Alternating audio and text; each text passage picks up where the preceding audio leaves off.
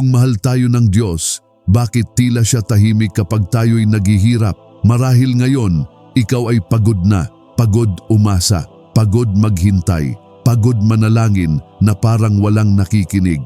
May mga gabi na tahimik ang paligid pero maingay ang isip mo, puno ng tanong, puno ng takot, puno ng sakit na hindi mo masabi kahit kanino. May mga sandaling pakiramdam mo ay nag-iisa ka na para bang ikaw lang ang lumalaban, ikaw lang ang umiiyak, ikaw lang ang naghahanap ng sagot.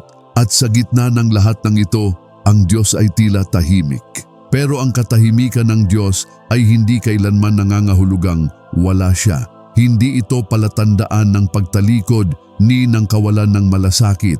Minsan, ang kanyang katahimikan ay tanda ng mas malalim na gawain, isang presensyang hindi laging naririnig, ngunit laging naroon.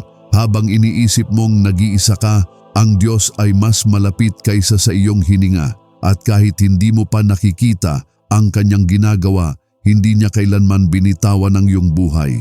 Sa paningin ng Biblia, ang paghihirap ay hindi agad nangangahulugang parusa, hindi dahil ikaw ay nagkamali, masama o kulang sa pananampalataya kaya ka dumaranas ng sakit. Maraming taong tapat sa Diyos ang naghirap hindi dahil sila'y pinarurusahan, kundi dahil sila'y nabubuhay sa isang mundong hindi na perpekto. Ang mundong ito ay sugatan, may lamat, may sakit. At dahil dito, ang paghihirap ay naging bahagi ng karanasan ng tao. Hindi ito palaging pinili at madalas ay hindi rin natin kontrolado. Kahit ang mabubuting tao ay tinatamaan ng unos.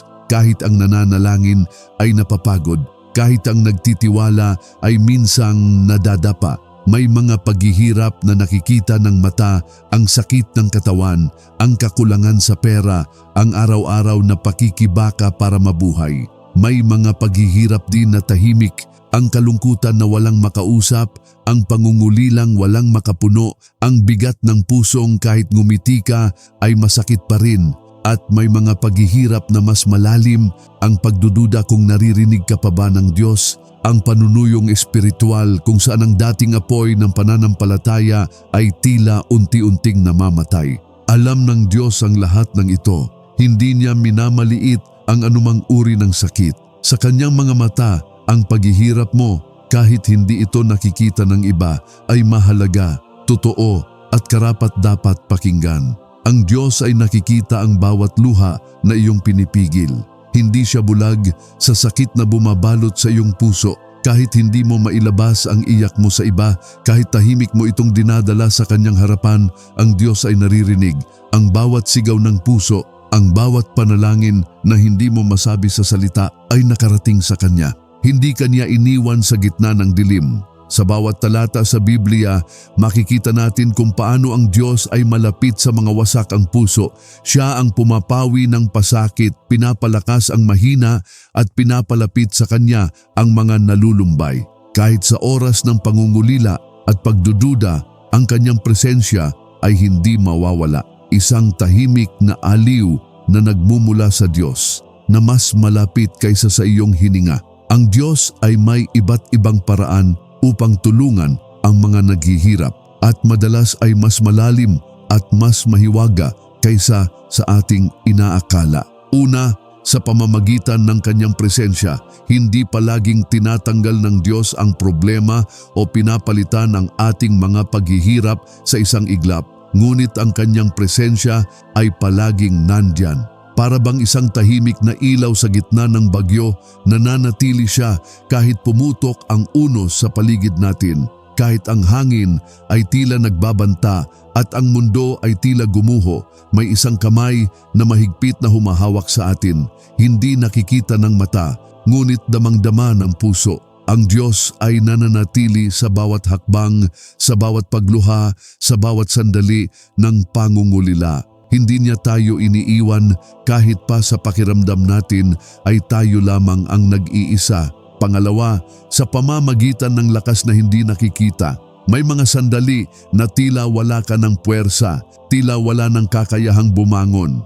Ngunit sa gitna ng iyong kahinaan, ang Diyos ay nagbibigay ng panloob na lakas. Isang hindi nakikitang kapangyarihan na nagtutulak sa iyo na magpatuloy. Ito ang lakas na nagiging sandigan sa gitna ng pagod, nagiging pag-asa sa gitna ng panghihina. Kasabay nito, may kapayapaan na dumadaloy sa puso kahit hindi pa maayos ang lahat sa paligid mo. Ang kapayapaan na ito ay hindi nakabase sa sitwasyon, kundi sa katiyakan na may Diyos na kumikilos para sa iyo. Pangatlo, sa pamamagitan ng ibang tao. Minsan, ang Diyos ay kumikilos sa pamamagitan ng iba, sa isang kaibigan na handang makinig, sa pamilya na hindi ka pinababayaan, o sa estrangherong biglang lumitaw at nagbigay ng tulong. Ang tulong na ito ay minsang hindi mo inaasahan, ngunit sapat na upang ipakita na may Diyos na kumikilos sa buhay mo. Ang bawat yakap, salita o simpleng pagkilos ng kabutihan mula sa kapwa ay minsang paraan ng Diyos upang ipadama ang kanyang pagmamahal. At panghuli, sa pamamagitan ng pag-asa sa hinaharap. Ang paghihirap na nararanasan mo ngayon ay hindi permanente. Ang Diyos ay may pangako ng mas mabuting bukas, isang bukas na puno ng pag-asa, lunas at muling pagbangon. Kahit hindi mo pa nakikita ang kinalabasan, ang bawat hakbang na iyong tinatahak ay bahagi ng plano niya. Ang paghihirap ay pansamantala, ngunit ang kanyang plano at pag-ibig ay walang hanggan. Sa bawat paraan, sa presensya, sa lakas, sa kapwa at sa pag-asa, ang Diyos ay laging kumikilos, tapat at matatag. Kahit sa pinakamadilim na oras, may kanyang liwanag na hindi nagmamaliw, patuloy na gumagabay at nagtataguyod sa bawat nagdurusa. Sa Biblia, makikita natin kung paano ang Diyos ay tapat na tumutulong sa mga nagdurusa, hindi dahil sa kanilang kasakdalan, kundi dahil sa kanyang pagmamahal. Isipin si Job na nawalan ng lahat, kayamanan, pamilya, kalusugan. Sa kabila ng lahat ng ito, hindi siya pinabayaan ng Diyos. Sa kanyang mga panalangin at paghihirap, nakita niya ang katapatan ng Diyos na hindi nagkulang at sa huli, muling binuo ang kanyang buhay sa mas malalim na biyaya. O si Hana na umiiyak sa templo, nagdarasal ng taimtim at tila walang nakikinig. Ngunit narinig ng Diyos ang bawat luha at bawat sigaw ng kanyang puso. Ang kanyang panalangin ay sinagot sa tamang panahon at nabigyan siya ng anak na magpapaligaya sa kanya at magiging bahagi ng dakilang plano ng Diyos. At si Pablo, minsang nawalan ng pag-asa sa gitna ng maraming pag-uusig at paghihirap, ngunit muling binuhay ng Diyos ang kanyang pananampalataya.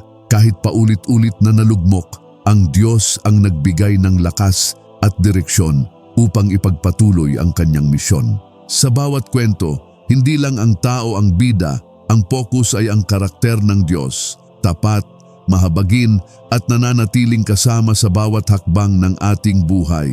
Ipinapakita nito na sa gitna ng ating paghihirap, ang Diyos ay hindi nananatiling tahimik o malayo. Siya ay laging kumikilos, pinapalakas at pinapanatili tayong hindi nag-iisa. Minsan pakiramdam natin ay mabagal ang tulong ng Diyos. Tila walang nangyayari, tila walang sagot sa ating panalangin. Ngunit ang oras ng Diyos ay hindi tulad ng oras natin. Hindi niya sinusukat ang mga araw, linggo o taon sa paraan na iniintindi natin. Ang kanyang plano ay mas malawak, mas malalim at mas matalino kaysa sa anumang nakikita natin. Ang paghihintay ay hindi tanda ng pagtanggi. Hindi niya tinatanggihan ang ating panalangin kahit pa sa ating pananaw ay tila wala ng pagbabago. Sa bawat sandali ng paghihintay, may bagay na kanyang hinuhubog sa atin, katatagan, pananampalataya, pasensya at puso na handang tumanggap ng mas mabuting biyaya. Sa bawat minuto ng pananatili sa kanyang piling, kahit hindi natin ito nakikita, ang Diyos ay kumikilos. Ang bawat paghihirap at bawat pag-asa na ipinagpapaliban ay bahagi ng mas malawak na plano, isang plano na maghahatid sa atin sa tamang oras, sa tamang paraan. Kaya kahit mabagal, ang tulong ng Diyos ay laging dumating sa kanyang tamang panahon at sa paraan na higit sa ating inaasahan. Kapag ikaw ay naghihirap, mahalagang manatiling tapat kahit pa ang iyong pananampalataya ay tila mahina at madaling matitinag. Hindi mo kailangang itago ang iyong pagod, pagdududa o takot sa Diyos. Sa halip, dalhin mo ito sa Kanya ng bukas ang puso. Magpatuloy sa panalangin kahit na tila walang sagot. Ang bawat salita, bawat hininga ng iyong panalangin ay naririnig.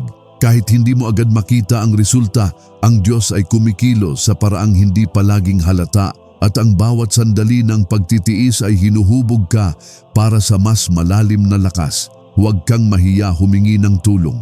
Minsan, ang Diyos ay kumikilos sa pamamagitan ng iba, isang kaibigan, pamilya o estranghero na magbibigay ng aliw at suporta. Ang pagtanggap ng tulong ay hindi kahinaan. Ito ay tanda ng pagtitiwala at pagtanggap na hindi ka nag-iisa. At higit sa lahat, magtiwala ka kahit hindi malinaw ang daan, kahit pa ang hinaharap ay nakatago sa ulap ng pag-aalinlangan, ang Diyos ay may plano na mas malawak at mas mabuti kaysa sa iyong naiisip. Sa bawat hakbang na iyong tinatahak, kahit padahan-dahan at puno ng pangamba, siya ay kasama mo.